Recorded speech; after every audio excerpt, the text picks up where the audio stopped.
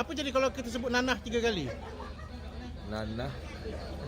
Nanah, nanah. Sebut 3 kali. Nanah, nanah, nanah, nanah. Ganu kita.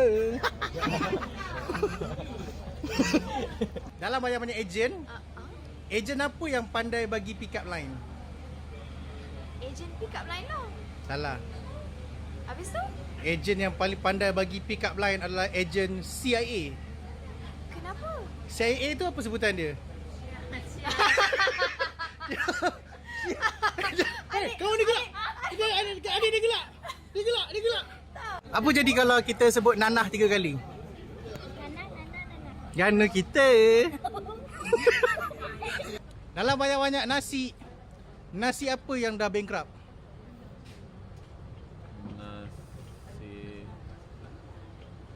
Nasi apa yang bankrupt? Hmm. Apa benda? Tak tahu. Nasi yang dah bankrupt